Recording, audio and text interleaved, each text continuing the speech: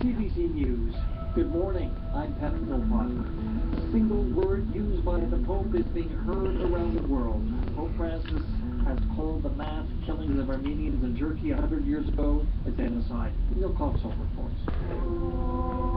For the Armenian president in attendance at the Vatican, Pope Francis said the word the Turkish government was hoping he wouldn't. Come il primo genocidio Francis called the killings the first genocide of the 20th century. Concealing or denying evil is like allowing a wound to keep bleeding without ending it, the Pope said. The proclamation quickly made headlines in Turkey this morning. There was no immediate response from the government. But the Turkish embassy to the Vatican canceled a news conference planned for today in anticipation, it appears, of the Pope's remarks.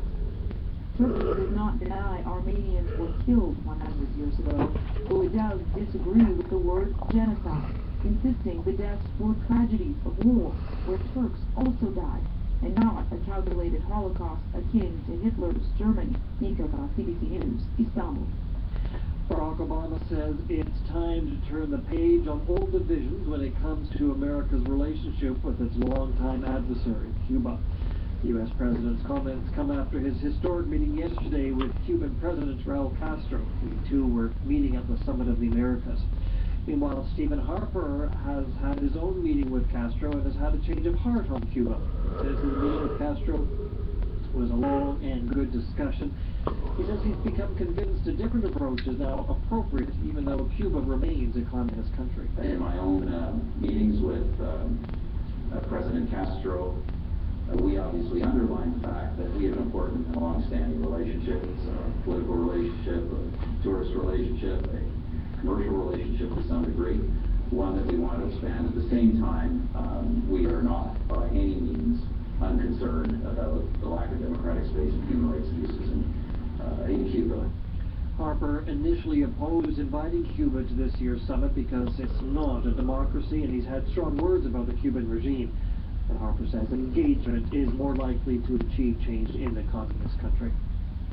In Kenya, one student has been killed and more than 100 others injured during a stampede on the university campus in Nairobi. It happened after an electrical transformer exploded.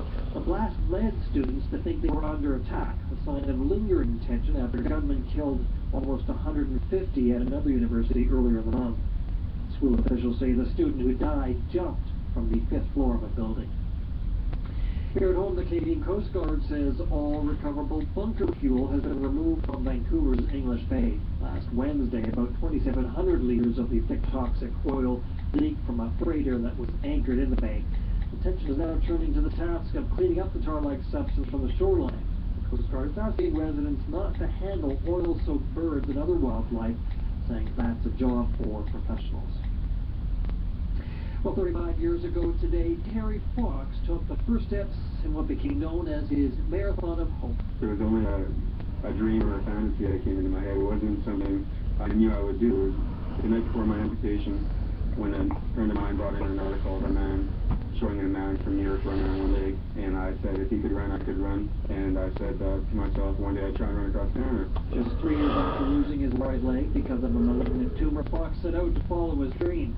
And he hoped to raise some money for cancer research along the way.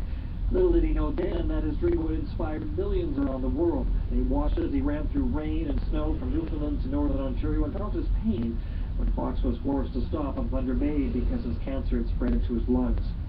Every year since, people have run in his memory to raise money for cancer research. That's the CBC News to this hour. Just a reminder we broadcast live and podcast